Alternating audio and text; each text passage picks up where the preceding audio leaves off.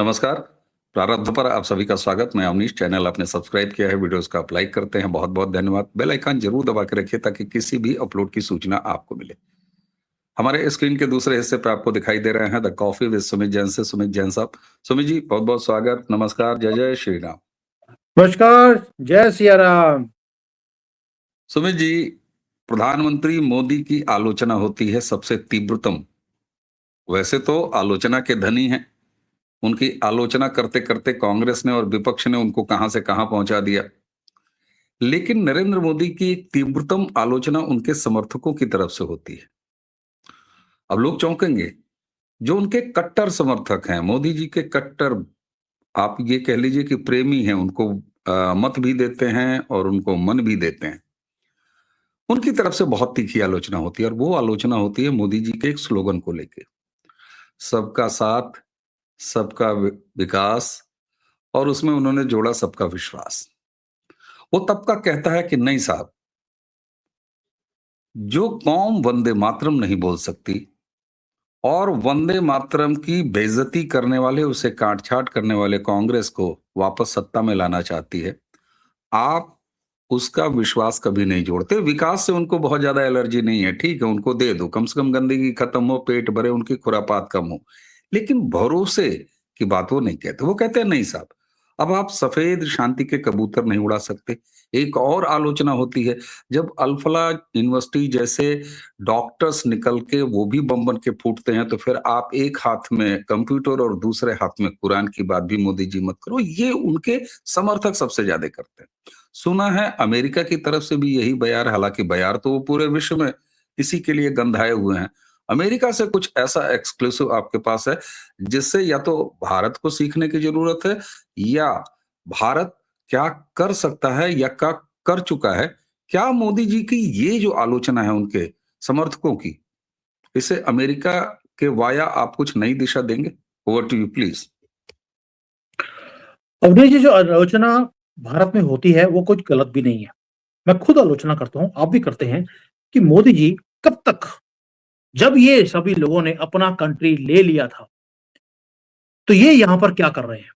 मैं इसलिए बोल रहा हूं, they have chosen to be in India. हमने उनको हाथ पकड़कर नहीं बिठाया है। इन्होंने बोला हम हिंदुस्तान को चूज करते हैं हमारी कंट्री। ऐसे ही हिंदू भी हैं। उन्होंने बांग्लादेश को या पाकिस्तान को, ईस्ट या वेस्ट पाकिस्तान था, उसको एक्सेप्ट किया एज देयर कंट्री। वो वहां पर पाकिस्तान का झंडा लहराते हैं, अपना धर्म वो फॉलो कर रहे हैं एज अ हिंदू, लेकिन पाकिस्तान का झंडा या बांग्लादेश का झंडा उन्होंने आज उठाया हुआ है। उन्हें बोलना पड़ता है कि जीवे जीवे पाकिस्तान, पाकिस्तान जिंदाबाद का नारा वो वहां पे लगाते हैं, क्योंकि ये उनकी चॉइस ऑफ कंट्री है। अब आते हैं भारत के मुसलमानों के ऊपर। क्या आपने कभी ओवैसी को बोला है, बोलते देखा है वंदे मातरम? वो पैलेस्टीन की फेवर में पार्लियामेंट में खड़े होकर शपथ ले सकता है, लॉन्ग लिव पाकिस्तान, पाकिस्तान या पैलेस्टीन, लेकिन भारत माता की जय नहीं बोलेगा। दैट मींस उनकी जो प्रेम है वो आज भी हमास के जानवरों के साथ है या पाकिस्तान के जिहादियों के साथ है। तो भाई, अगर आपको यहां पे प्यार है, आप चले जाइए। What are you living here for? ये आलोचना गलत भी नहीं है। और जो आपने बोली, एक हाथ में कुरान और एक हाथ में कंप्यूटर, वो कंप्यूटर में पहले पहले उन्होंने कुरान पढ़ा, और कंप्यूटर में जाके उन्होंने जो पढ़ा था कुरान में कि 132 तरह के जिहाद कैसे करने हैं, वो जिहाद को पूरा कैसे करना है, उसकी बॉम्ब बनाने की तकनीक उन्होंने आप ही के कंप्यूटर से सीखी। तो ये अगर आलोचना है तो गलत नहीं है। और आज डोनाल्ड ट्रंप ने भी वही काम किया। वो आपको एक आईना दिखा रहा है। उसने क्या किया? डोनाल्ड ट्रंप ने स्टार्टलिंग है, उसने बोल दिया कि मैं अपना बॉर्डर उन सब लोगों के लिए बंद कर रहा हूं जो हमें हेट करते हैं। You are not allowed. 12-13 कंट्रियां उसने पहले बंद करी, अब 30 कंट्रियों की और लिस्ट आ रही है कि जहां के लोगों को अब अमेरिका में एंट्री नहीं मिलेगी। और डोनाल्ड ट्रंप ने एक वर्ड यूज किया, नाइस। नाइस का मतलब क्या था? The era of being nice by our enemies is over. यानी कि वॉशिंगटन को तो अकल आ गई कि भैया पिछले 100 सालों से we were trying to be nice brother. इसका नुकसान हमें हुआ है, हमें एक प्राइस पे करनी पड़ी है। अब आप देख लीजिए, अब हमारी भारत की गवर्नमेंट की जो स्ट्रैटेजी है, मैं कोई मोदी जी को गालियां नहीं निकाल रहा हूं, मैं ये बोल रहा हूं हमने जो किया वो हमारे धर्म के हिसाब से किया। जो हमारा सनातन धर्म बोलता है कि सबके साथ अच्छा मिलकर रहिए, लेकिन हमें प्राइस पे करनी पड़ी। हमने नेपाल की हेल्प करी, बांग्लादेश की करी, म्यांमार की, श्रीलंका की, तुर्की की, इवन की पाकिस्तान की भी। उनके प्रधानमंत्री ने, हमारे नवाज शरीफ ने मोदी जी को कॉल किया जब वो अफगानिस्तान में थे, मोदी जी वहां पहुंच गए। क्या सिला दिया उन्होंने। उसके बाद इमीडिएटली आपके उरी होता है। तुर्की में आपने भूकंप के बाद सबसे पहले बड़े भंगड़े डाल के हमने बोला हमने जी सबसे पहले वहां पर मदद भेजी थी। अगले महीने कश्मीर के ऊपर उन्होंने यूनाइटेड नेशंस में हमारे खिलाफ एक दोबारा से आग उगली। भी चक्कर क्या है कि जो लोग हमारे देश की खिलाफ काम करते हैं हम उनको सामान भेजते जा रहे हैं। बांग्लादेश के अंदर जिहादी गवर्नमेंट बैठी है, आज भी हम बिजली दे रहे हैं, कॉटन हमारी जा रही है और हमारे प्याज, टमाटर, हर चीज वहां पे जा रही है, जिसकी पेमेंट भी वो नहीं कर रहे, तो भी हम भेजते जा रहे हैं कि नहीं कहीं ये बेचारे मर ना जाए। भाई मुझे समझ नहीं आता, यही चीज वो बोल रहा है। जो लोग आपके मरने की, आपके टुकड़े होने की जो कस्में खा रहे हैं रोज, उनको अब हम सपोर्ट नहीं करेंगे, ये डोनाल्ड ट्रंप बोल रहा है। Because these people and these countries are a threat to America. Democracy नहीं, हमारी कंट्री खतरे में है। ये अमेरिकन प्रेसिडेंट आपको बोल रहा है। अमन की आशा गई भाड़ में, ये बोल रहा है अमेरिकन प्रेसिडेंट आपको। दूसरी चीज, एक और चीज है जो डोनाल्ड ट्रंप ने, तीन चीजें करी हैं डोनाल्ड ट्रंप ने अमन की आशा का। एक तो उसने अमन तो फेंक दिया। अभी की पे आते हैं। अब की क्या है? डोनाल्ड ट्रंप ने बोला सुप्रीम कोर्ट में जाकर, सीधा गया खुद सुप्रीम कोर्ट में, कि बर्थ राइट सिटीजनशिप नहीं मिलेगा। रूल क्या था कि जो इलीगली अमेरिका में आए वो वहां आते हैं और वहां पर इमीडिएटली हनीमून मनाकर बच्चे पैदा करते हैं और यूएसए के सिटीजन बन जाते हैं। अब वो छोटा सा बच्चा है, फिर बोलेंगे देखिए बच्चा छोटा है, इसको पालने के लिए, परोसने के लिए पेरेंट्स की जरूरत है, अब हम भी यहां से जा नहीं सकते। तो ट्रंप ने बोला ये मैडनेस है। आप तो इंसेंटिव दे रहे हैं एक इलीगल इमिग्रेंट को कि अगर आप आए यहाँ पे बच्चा अगर पैदा कर लिया तो आप यहीं पे रह सकते हैं। तो अमेरिकन प्रेसिडेंट बोलता है कोई भी कंट्री सरवाइव नहीं कर सकता इस तरह के सिस्टम के साथ, जहां पर एक इलीगल आकर आपके सिस्टम को ब्रेक करता है, लॉ को ब्रेक करता है और उसके बाद यहीं पर रुक जाता है वो आपके बैकयार्ड में। अब आते हैं भारत के ऊपर। हमारे यहां पर रोहिंग्यास आते हैं, हमने उनको कैंप में डाला। सब ओडिशा, वेस्ट बंगाल के पास जो हमने कैंप में उनको पकड़ के रखा था, 90,000 बच्चे उन्होंने पहले साल में पैदा कर दिए। भाई यहां पर वो शरणार्थी बनकर नहीं आए, हमने उनको इलीगल्स को पकड़कर कैंप में डाला है, वो वहां बच्चे पैदा कर रहे हैं। और जब उनसे पूछा गया कि आप यहाँ पर बच्चे पैदा कर रहे हैं, तो बोले हम तो यहाँ जिहाद करने आए हैं और हम ये जिहादी पैदा कर रहे हैं क्योंकि गज़वे हिंद पूरा करना है। जो वहां से हाथ जोड़कर पैरों में डालकर गिर रहे थे आपके कि प्लीज हमें अपने कंट्री में रख लीजिए, हमारी जिंदगी खतरे में है, और वेस्टर्न मीडिया उनकी सपोर्ट कर रहा था, वो आके बोलते हैं हम जिहादी पैदा कर रहे हैं, यहाँ पर गज़वे हिंद करना है। क्या इनको यहाँ पर आने देना चाहिए? और अगर वो बच्चे आए हैं और हमारे यहाँ पर जो लिबरल कमाल है वो सारी बोलती है कि बच्चे क्योंकि भारत की धरती पे हुए हैं ये भारतीय हो गए। अमेरिकन प्रेसिडेंट बोलता है ये बदतमीजी मैं अब टॉलरेट नहीं करूंगा जो पिछले 70 साल से चल रही है। हमारे यहाँ पर भी 70 साल से यही पागलपन चल रहा है। कोई म्यांमार के जानवर हो या वो हो बांग्लादेश के या पाकिस्तानी है, और भाई 70-80 हजार लेडीज ऑपरेशन सिंदूर में पकड़ी गई, जो पाकिस्तानी यहाँ आकर शादी करके यहीं पे बैठी हुई हैं और साथ में पूरी पलटन को भी ले आए यहीं पर। और जब उनको वापस भेजने की कोशिश करी हमने, तो हमारे बिके हुए जजेस ने रुकवा दिया और उसे पाकिस्तान ने भी बॉर्डर को बंद कर दिया। हमें अपना गंद वापस नहीं चाहिए, ये उनके ऑफिशियल लैंग्वेज है। प्लीज ये गंद आपका है, ये अपने पास रखिए, हमें नहीं चाहिए। और वो लोग रो रहे थे जो हर रोज यहाँ पे पाकिस्तान का झंडा उठाते हैं। जब हमने बोला पाकिस्तान वापस जाओ तो देवर क्राइंग कि हम वापस नहीं जाना चाहते। ये पागलपन बंद करना पड़ेगा आपको। जो अमन की आशा के अंदर जो की है, अमन को तो उसने पहले बोल दिया, गया भाड़ में। अब की के ऊपर बोल दिया सुप्रीम कोर्ट में, ये की कू का जो करते हैं ये हम एक्सेप्ट नहीं करेंगे बिकॉज दिस इज डेंजरस। आप इंसेंटिव देना बंद कर दीजिए, ये इलीगल इमिग्रेशन ये आना बंद हो जाएगा। तभी आपकी जो डेमोग्राफी है आज असम में, वेस्ट बंगाल में, बिहार में, सब जगह पे इन्होंने फ्लिप कर दी। हमारा कल्चर वहां पर जो सनातनी कल्चर था वो आप रिकॉग्नाइज ही नहीं कर सकते। ये सनातनों की कंट्री है, वहां पर काले बोरे वाली आपको हर जगह पे दिखती हैं, क्योंकि उन्होंने आपके कंट्री के अंदर पहले लूप होल को क्रिएट करवाया मोहम्मद नेहरू की तरफ से। उसके बाद पूरी कांग्रेस की जो लीनेज है वो इसको कैरी फॉरवर्ड करती रही, और आज उसी लूप होल को वो यूज करते हैं। और यूज करने के बाद होता क्या है, they become a very big tool आपके वोटों को चोरी करने का। वो डेमोग्राफी को चेंज करते हैं, डेमोक्रेसी को वो हॉस्टेज बना दिया उन्होंने। और आज पॉलिटिकल पार्टीज उनके तलवे चाटती हैं सिर्फ इसलिए उनको वोट चाहिए। पॉलिटिकल पार्टीज को सिर्फ उसको देश से मतलब नहीं है, उनको वोटों से मतलब है। और ट्रंप ने भी यही बोला है कि ये जो डेमोक्रेट्स ने, जो उनकी अपोजिशन पार्टी आज की डेट में है, उन्होंने इन इलीगल्स को लेकर इंसेंटिव इसलिए दिया था ताकि वो कभी इस इलेक्शंस को हारे ही नहीं। और जो आज अमेरिका में हो रहा है, भारत में पैरेलल वो हो रहा है। अगर डोनाल्ड ट्रंप को मालूम था मैं लोअर कोर्ट में कहीं जाऊंगा, ये सालों साल खत्म होगा नहीं केस, वो सीधा चले गए सुप्रीम कोर्ट में।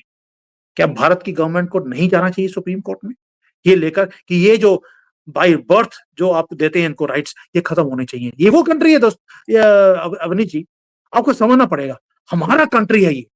हम यहाँ पर अगर एनआरसी इंप्लीमेंट करते हैं तो विद्रोह हमारे ही कंट्री के लोग करने शुरू करते हैं। सीए हमने इंप्लीमेंट करने की कोशिश करी तो यहां पर विद्रोह होता है। क्यों होता है? क्योंकि उन्हें मालूम है वो विद्रोह करेंगे तो ये चीजें वापस आ जाएंगी। वो नहीं चाहते हमें पता लगे उनकी पॉपुलेशन 30 करोड़ है, 50 करोड़ है कि कितनी है। They want to object it, क्योंकि जब वो पॉलिटिकली इररिलेवेंट हो जाएंगे तो उनकी जो सपोर्ट है, जो ऑपोजिशंस करती हैं, वो बंद हो जाएगी। यही स्यापा जो आपको भारत में दिखता है वही अमेरिका में दिखता है। और ये ह्यूमैनिटेरियन क्राइसिस नहीं है, ये हमारे सर्वाइवल का इशू बन चुका है। They have not come here because वो वहां पे प्रताड़ित थे।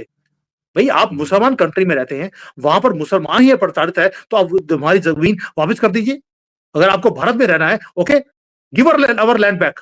देखी जाएगी उसके बाद कि आपको कैसे हैंडल करना है हमने। आपको जमीन भी अपनी चाहिए और लॉ भी हमारा फॉलो नहीं करना, वंदे मातरम भी नहीं करना और भारत के झंडे को भी उठाना नहीं है, ये नहीं चलेगा। ये डोनाल्ड ट्रंप ने आपको दिखा दिया कि if he can do it, now it is time for you also. और आखिरी चीज वो भी बता दूं आपको, मैं पहले बोला अमन की आशा में से आशा भी खत्म कर दी। आशा था या आयशा था, अब आयशा पे आते हैं। उसने बोल दिया कि हमारी जो पॉलिसी है, जो नेशनल सिक्योरिटी की पॉलिसी है, वो हमें चेंज करनी पड़ेगी। 30 साल से हम चाइना के साथ एंगेज करते रहे एज अ गुड ब्रदर, लेकिन ये पॉलिसी हमारी कंप्लीट फेलियर था। हमें था कि अगर हम गुड बॉय बन के रहेंगे, चाइना के साथ फ्रेंडली रहेंगे, तो वो जो एक्सपेंशन की उनकी पॉलिसी है वो बंद हो जाएगी। लेकिन ये जो पेशेंस का काम हमने किया, वी वर रॉन्ग। चाइना अपनी एक्सपेंशन की पॉलिसी बंद नहीं कर सकता, हमें अपना डॉक्ट्राइन चेंज करना पड़ेगा। और डोनाल्ड ट्रंप ने अपना डॉक्ट्राइन चेंज कर दिया। उन्होंने ऑफिशियली अनाउंस कर दिया कि हमारा एडवर्सरी वो रशिया नहीं है, वो चाइना भी नहीं है, वो चाइना की कम्युनिस्ट पार्टी है। ये उनका ऑफिशियल डॉक्यूमेंट जो कल रिलीज हुआ है, पहली बात। और रशिया ने सराहा है उसको। इसके ऊपर मैं बाद में आऊंगा। अब मैं आपसे सिंपल क्वेश्चन पूछता हूं, अब थोड़ा सा आईना अपने सामने रखिए कि 1947 से लेकर अब तक पाकिस्तान के साथ हम एंगेज कैसे करते रहे? सॉफ्टली, जैसे अमेरिका ने चाइना के साथ सॉफ्टली एंगेज किया, कभी बातचीत किया, कभी क्रिकेट भी खेलते रहे। 2008 के हमारे अटैक हो गया, उसके बाद उनके प्रधानमंत्री को हम भारत में बुलाते हैं, वहां पर हमारा प्रधानमंत्री रिमोट कंट्रोल वाला वहां बैठ के मैच देखता है। हम ये सारे काम करते रहे, डोजियर पे डोजियर उनको भेजते रहे और वो हमारे ऊपर हंसते रहे। क्या जो आज डोनाल्ड ट्रंप बोल रहा है कि हमें चाइना के साथ जो हमारा ये डील करने का तरीका था उसे चेंज करना पड़ेगा, ये नहीं हट सकते?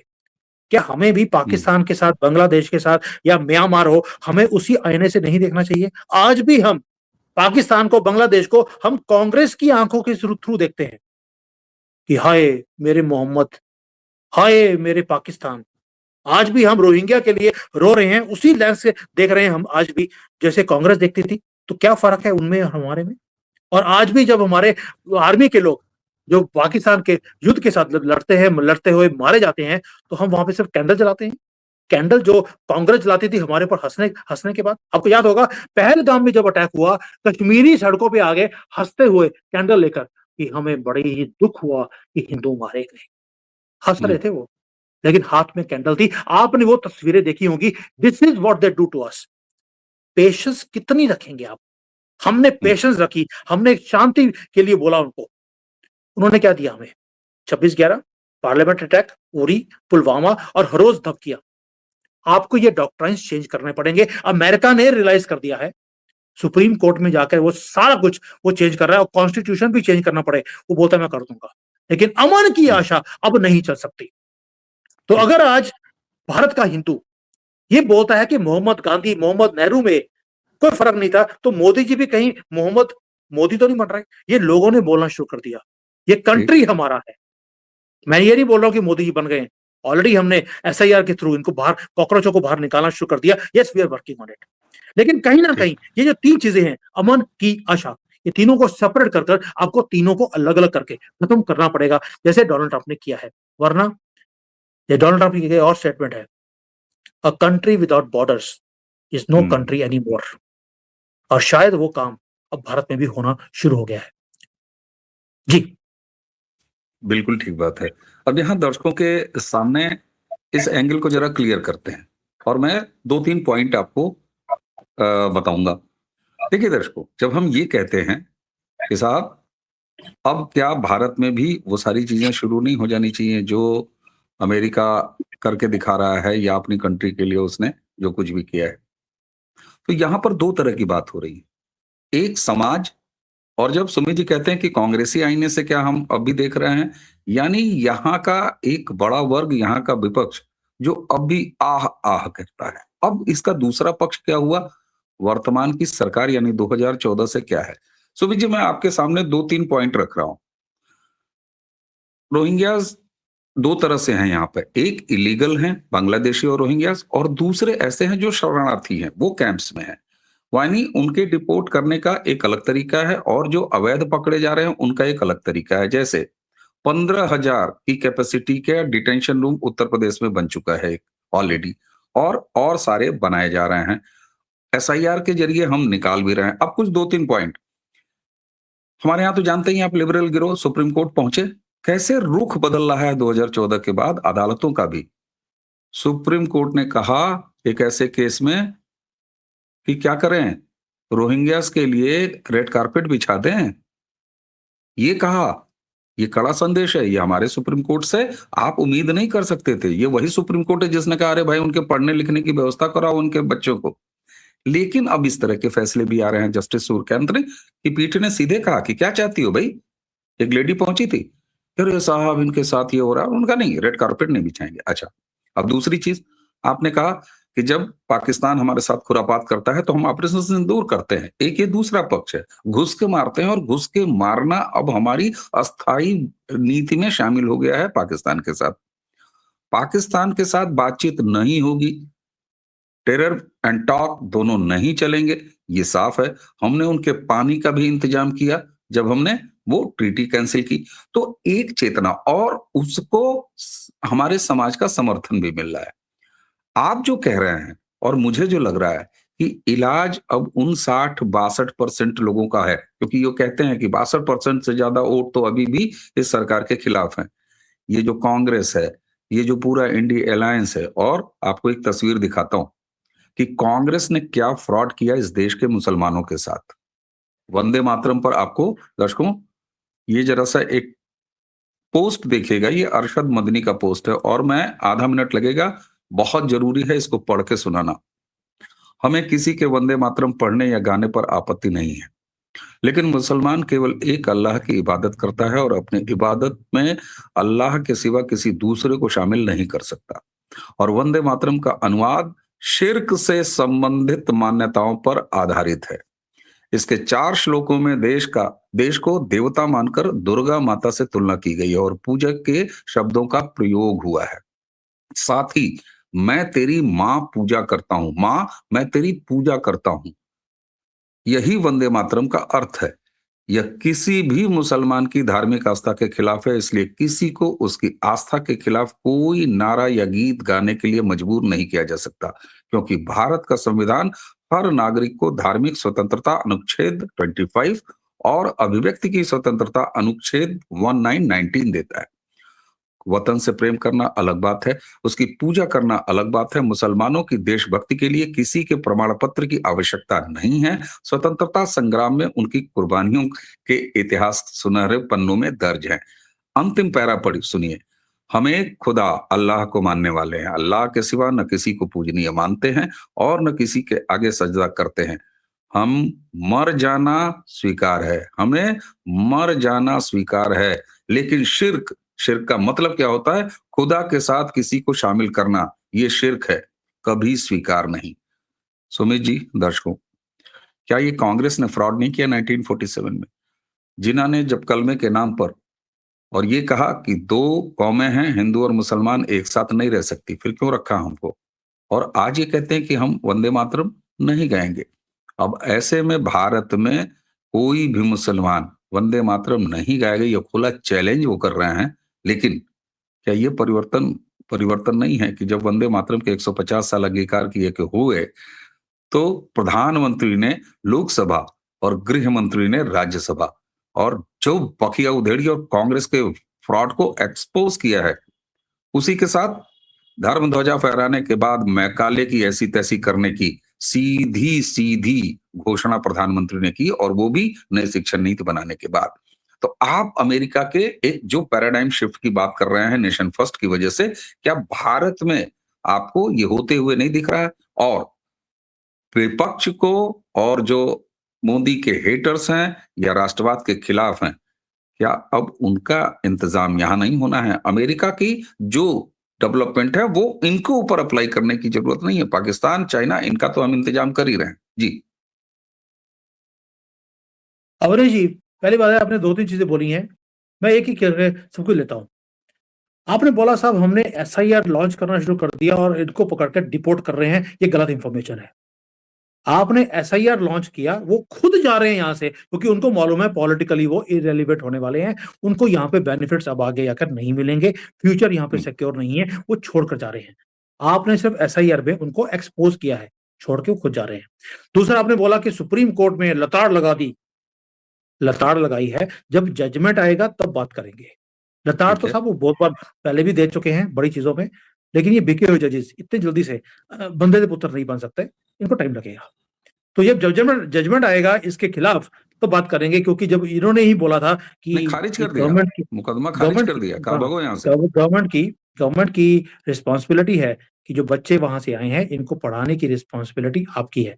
तो ये वही सुप्रीम कोर्ट है, चेंज आ रहा है नहीं आ रहा है ये बाद में पता लगेगा। एक आधी स्टेटमेंट में मैं इनके साथ नहीं जा सकता, क्योंकि हजारों स्टेटमेंट हर रोज हिंदुओं के और इस सनातन के खिलाफ आपको दिखाई देती हैं। यही सुप्रीम कोर्ट है जहां का सिटिंग सीजीआई बोलता है जाकर विष्णु को बोलो अपनी मूर्ति खुद ठीक कर लेगा। तो आप बोले कि ये सुधर जाएंगे, मैं इतनी जल्दी एक्सेप्ट नहीं कर सकता। और तीसरी बात आपने बोला कि भाई पार्लियामेंट में खड़े होकर आपने धज्जियां उड़ा दी, क्या फर्क पड़ गया कांग्रेस को? उन्होंने जो करना था कर दिया। वंदे मातरम आपका नेशनल गीत नहीं बनने दिया तो नहीं बनने दिया। और दूसरी बात, अगर आज मैं सिंपल पूछता हूं, यही आपने जो एक मैसेज दिखाया था मुसलमान का कि हम किसी और की इबादत नहीं करते, ये गांधी के क्यों करते हो? हर रोज गांधी को पकड़ के अपनी जेब में डालते हो, 500 का, 200 का, 100 का। अगर इसके ऊपर मां लक्ष्मी की फोटो होती तो क्या उठाते? जब पैसों की बात आती है तो आप हमारी हम्म। करेंसी जिसके ऊपर हमारी माता का फोटो हो वो उठाने के लिए आप तैयार हो जाएंगे।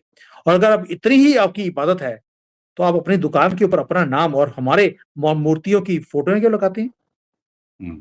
सर ये दोगलापन जो है ये नहीं चल सकता, दोगलापन। ये चीजें आपको बिल्कुल। बोलना पड़ेगा। ठीक आपने है। राम लक्ष्मण सीता, कोई माता माता कोई हमारा देवी देवता आपने छोड़ा नहीं जिसकी नाम के ऊपर आपने अपनी दुकान ना खोली हो और उसके नीचे नाम भी अपने हिंदुओं का लिखा हो, जबकि अंदर गंदी सी टोपी वाला आदमी बैठा होता है। तो आपकी इबादत कहाँ जाती है कि आप किसी और का राइट। नाम नहीं ले सकते, किसी और की पूजा नहीं कर सकते? मैं एक्सेप्ट नहीं करता हूं, ये दोगलापन है। राइट। ये उनका राइट। दोगलापन है, ना कि सिर्फ कांग्रेस का। तो ये जब चीजें आप एक्सपोज करेंगे, जो चीज आज डोनाल्ड ट्रंप एक्सपोज कर रहा है आप भी कर रहे हैं, मैं ये नहीं बोल रहा हूं कि मोदी जी नहीं कर रहे, मैं ये बोल रहा हूं कि जो सख्ती से आज डोनाल्ड ट्रंप वहां पे ठोक के बोलता है ये कंट्री मेरा है, हम्म। ये इलीगल्स को परोसने के लिए ये कंट्री नहीं है, ये एक धर्मशाला नहीं है। आपने बोलना शुरू किया है, लेकिन उसके ऊपर एक्शंस और तेजी करनी पड़ेगी आपको। बिल्कुल। मैं बार बार बोलता हूं सम कि सर आप काम कर रहे हैं, मैं ये नहीं बोल रहा हूं कि गवर्नमेंट चीजों को ठीक नहीं कर रही, लेकिन स्पीड और तेज करनी पड़ेगी। कई लोग बोलते हैं यहाँ पर कि सर वेस्ट बंगाल में आपके सामने है कि आपकी डेमोग्राफी चेंज हो रही है, आपका हर चीज बर्बाद हो गया, क्या आपको वहां पर इमरजेंसी नहीं लगानी चाहिए? क्या प्रेसिडेंट रूल नहीं लगाना चाहिए? क्या चीजों को अपने कब्जे में नहीं करना चाहिए? जब आपको मालूम है कि वहां पे लड़कियों को रोज उठा के लेके जाया जा रहा है और डॉक्यूमेंटेड है स्पीड बढ़ाने की। कि 1 लाख से ज्यादा लड़कियां वहां पर हर महीने अगवा हो रही हैं हिंदुओं की, तो हमने क्या कर लिया उसके लिए? क्या ये लॉ एंड ऑर्डर स्पीड का अप। सिचुएशन नहीं है? क्या सेंटर बिल्कुल। की रिस्पॉन्सिबिलिटी नहीं है? तो लोगों का क्वेश्चन है, मेरा नहीं है। मैं मोदी जी को कटघरे में खड़ा नहीं कर रहा हूं। मैंने सिंपल एक प्रेजेंट दिया है कि जो रूल्स हम्म, है वो गवर्नमेंट बनाती है, कि बर्थ राइट, आपका जन्म यहां पर हुआ है, आप इलीगल हैं, आपको यहां का कोई भी निशानदेह नहीं मिलेगा, आप भारतीय नहीं हो सकते। जब आप ये चीजों को इंप्लीमेंट करेंगे, आपको रास्ता अमेरिका ने दिखा दिया, दिस इज द बिल्कुल। वे। आप इंसेंटिव देना बंद कर दीजिए। जब आप राइट सर। इंसेंटिव नहीं देंगे, वो यहां पर इलीगली नहीं आएंगे। That's all I am saying. मैं ये नहीं कह रहा हूं राइट कि सर। मोदी जी जो कर रहे हैं वो गलत है, no. What I am saying is the speed has to increase. और लास्टली, डोनाल्ड ट्रंप ने जो बोला एक चीज और, कि गद्दार बाहर नहीं, गद्दार घर में बैठे हैं। तो हमारे यहाँ भी तो आधा मोर्चा है, तो वो उसने, पहचाना गया। नो, उसने आधे मोर्चे की बात नहीं करी, उन्होंने पॉलिटिकल सिस्टम की बात करी है, जो सिस्टम इन को इलीगल्स को लाकर यहां पर रखते हैं, उनको घर देते हैं, उनको फ्री में हर चीज दी जाती है, उनको सिर्फ बोला जाता है आपको वोट हमारे लिए करना है, करना हम है, आपको बिल्कुल ठीक। पूरा देश आपके हवाले कर देंगे। तो उन्होंने बोला गद्दार हमारे ही घर में बैठे हैं, जब तक इनको एक्सपोज नहीं किया जाएगा, और इनको एक्सपोज सिर्फ नेशनलिस्ट लोग कर सकते हैं, पॉलिटिशियन नहीं कर सकते। डोनाल्ड ट्रंप अगर डेमोक्रेट्स को वहां पर एक्सपोज करने की कोशिश करेंगे, नहीं होगा, वो लगेगा कि ये पॉलिटिकल वेंडिटा है। लेकिन वेंडिटा। ये यस। एक्सपोज करना पड़ेगा राष्ट्रवादियों को। इसलिए आप मैं इकट्ठे मिलकर आज ये बातें बोल रहे हैं, क्योंकि डेमोक्रेसी खतरे में नहीं है साहब, देश खतरे में है। और ये बिल्कुल। हमारे देश बहुत के बड़ी बात। लोगों को समझना पड़ेगा कि जो ये सारा डॉक्ट्राइन है, और ये क्यों बोल रहा हूं, ये जो डॉक्ट्राइन है ये चाइना से बन के आता है। चाइना से कैसे बन के आया? एक आदमी जो वेनेजुएला से, जो उनका इंटेलिजेंस का आदमी है, वो चला गया है अभी अमेरिका में, उसने जाके बताया है कि चाइना किस तरह से ईवीएम की हैकिंग करता है या ईवीएम के ऊपर शक क्रिएट करता है। डेमोक्रेसी खतरे में है, वो स्टेटमेंट देता है जब उनके चहेते कोई भी गवर्नमेंट में नहीं आते। डोनाल्ड ट्रंप आ गए तो डेमोक्रेसी खतरे में आ गई, जब बाइडेन था तो डेमोक्रेसी खतरे में नहीं थी। अब देखिए, हम्म। वही नैरेटिव भारत में है। आज मोदी भारत जी में चल रहा भारत के प्रधानमंत्री हैं तो डेमोक्रेसी खतरे में है।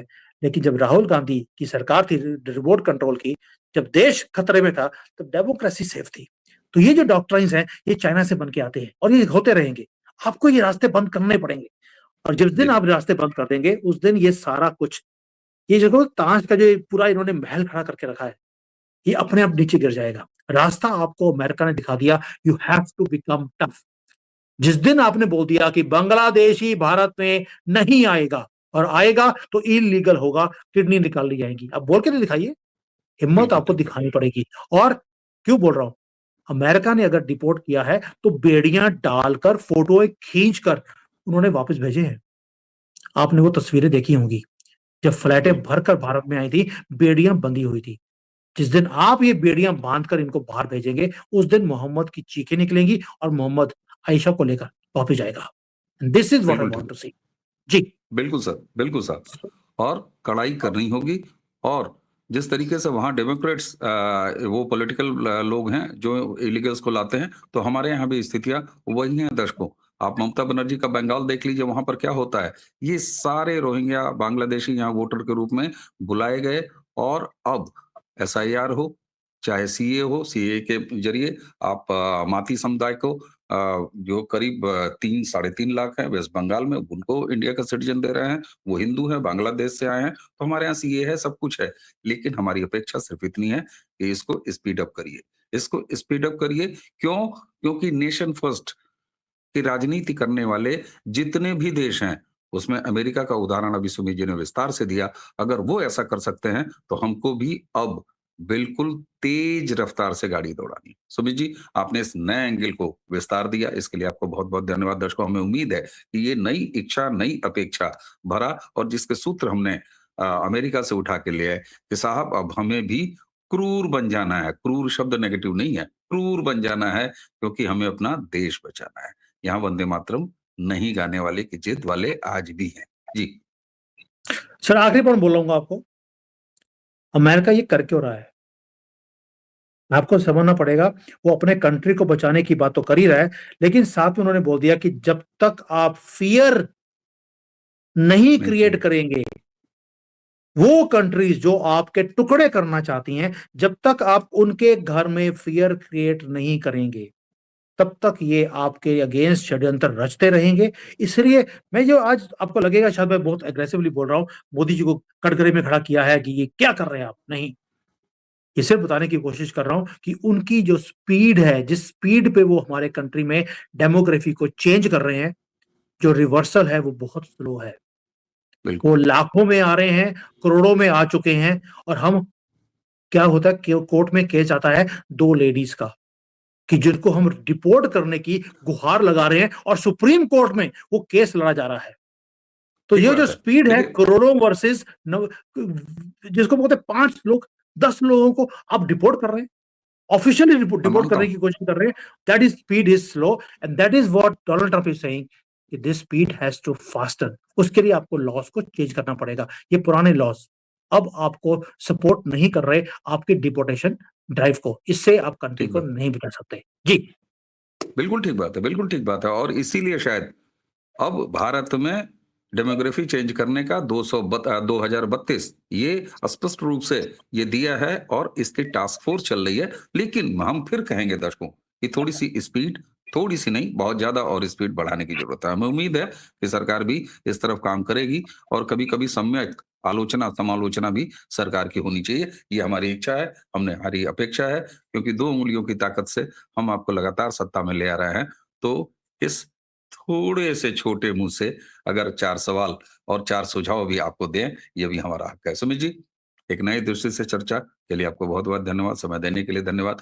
दर्शकों, अगर आपको ये चर्चा अच्छी लगी हो, सार्थक लगी हो, तो जिस तरीके से आप चैनल को सब्सक्राइब कर रहे हैं, वीडियोज़ को लाइक कर रहे हैं, शेयर करिए इस वीडियो को और हाँ, बेल आइकन ज़रूर दबा के रखिए, ताकि सुमित जी जब कोई ऐसी विस्फोटक सकारात्मक चर्चा लेके आए, तो उसकी सीधी सूचना आपको मिले। एक बार फिर सुमित जी को धन्यवाद देते हुए मुझे यानी अवनीश और सुमित जी दोनों को आज्ञा दीजिए। नमस्कार, प्रणाम, जय जय श्री राम। जय जय सिया राम।